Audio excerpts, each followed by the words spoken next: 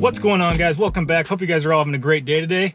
Today, we're building a P-box. My little P-box I have sold to a fellow little kid that wanted me to build one for him. I was thinking of building a new one anyways, so I was like, you know what? Why don't you just buy mine off me? And away it went. So I am without a practice box at this point. What better than to just build a new one than to record my whole experience on building it and basically show you guys how to do it. So that's what we're gonna do today. I am planning on building a 2-section, 16-foot long practice box. These are gonna be 2 8-foot sections. They're gonna be about 6 to 8 inches high.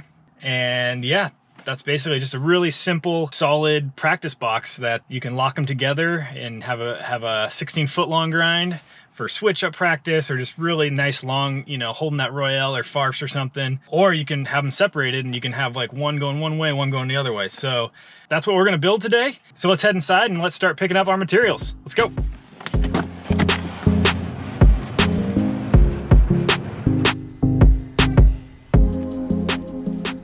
All right, so first up, we're looking at some Schedule 40 2-inch conduit. These come in 10-foot pieces.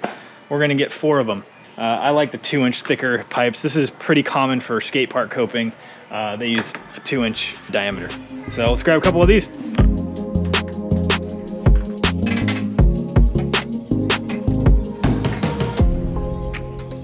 The reason we're going with Schedule 40 and not just like regular black PVC is because this stuff is a lot firmer and harder, that you're not gonna dent it up when you're jumping on it.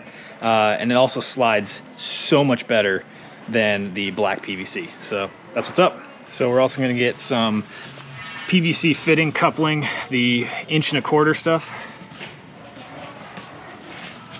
What this is gonna do, we're gonna put a little PVC cement on it, and it's gonna go in just like this.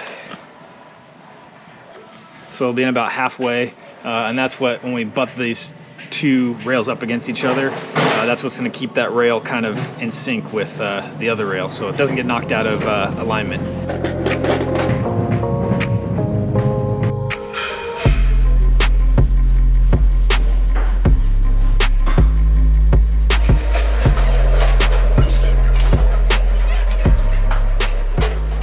All right, so we got 2x6 by 10 feet.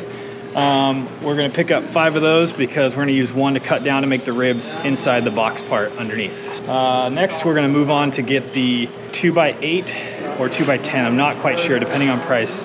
It really doesn't matter. It's just basically gonna make the box wider or narrower. I kind of like a wider box just because then it's more fun to switch it up to the other side, as well as it adds a little bit of weight to it so it doesn't slide around as much. So hop on down the aisle and pick up the 2x10s.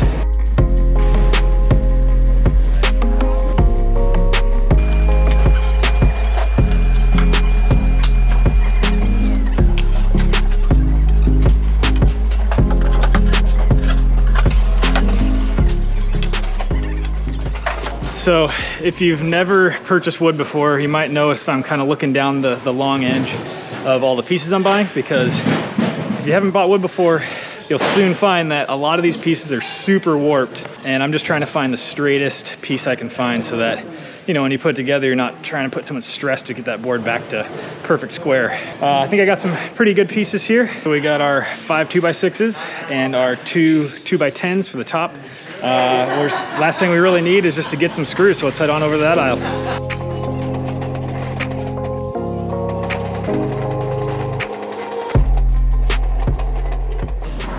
So there's only 2 types of screws we need. We need basically like a 1.5 inch, a little under 2 inches for holding down the coping, the rails, and then probably somewhere around a 2.5 to a 3 inch. That is basically for putting all the structure, the wood together. I always recommend a deck screw or some like outdoor screw, just can hold up to the elements better. Other thing to note, I really enjoy these the star bit, just because they don't strip as easy. They have really good tension when you're drilling them in. I just think they're the best bit that you can buy out there. So we're gonna get small box screws and then a box of longer screws.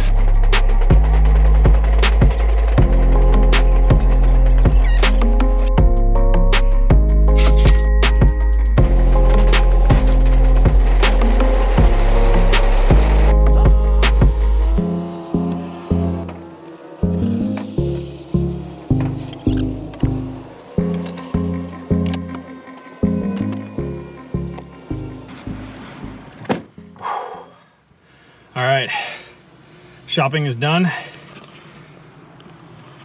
Hopefully make this all home in one piece, and we'll get to building.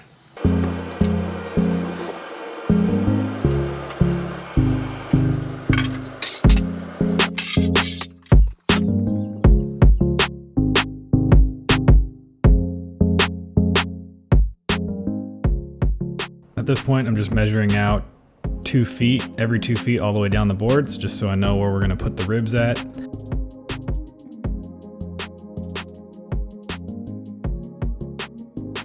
Now I'm just setting up the bottom box, putting the ribs in, making sure that they're all lined up and square. That's very important. Then I'm gonna pre-drill and then drill in some screws. These are my 3-inch screws into the ribs. Just drilling all the way down the box.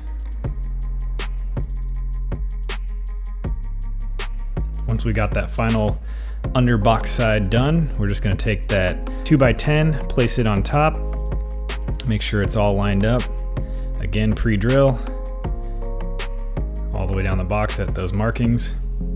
Put in those 3-inch deck screws. Once that's all done, you should have a nice little 90-degree area for your coping. Then we're gonna go put the coping next to it and go all the way down, marking off those 2-foot spots. Then we're gonna come back through and we're gonna drill out a hole on top just so that we can fit the drill bit through. Then I drill out a little bit more and then drill in the screws. And I do that all the way down the box.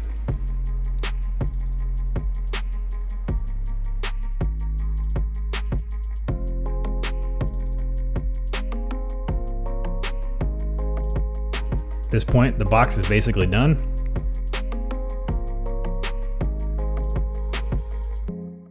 All I'm doing now is putting in the couplers to connect them together. I started by doing just duct tape to keep it at like tension. Then I decided, but I didn't shoot, to actually put screws in there to hold those together in there. You could do it either way. And then of course, after I put it all together, I decided, I kind of want to paint this. So I taped off all the coping, mixed up some primer,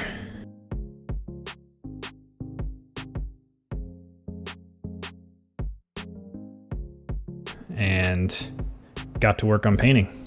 The only reason I decided to paint this is because over time the paint's just going to make the wood hold up a lot better. It just kind of seals it off, so that's why I decided to paint it. On top of that, it just looks a little more finished and professional. And then if you guys have an old skateboard laying around, pull the trucks off it, put a set of trucks and wheels on each side. Just makes it easier for moving the box in and out by yourself. The last thing is put the latches on. So basically these are latches I got off Amazon. They're 12 bucks and they're awesome. We're just gonna make sure that the box is lined up. At this point, the box is done. Let's go skate.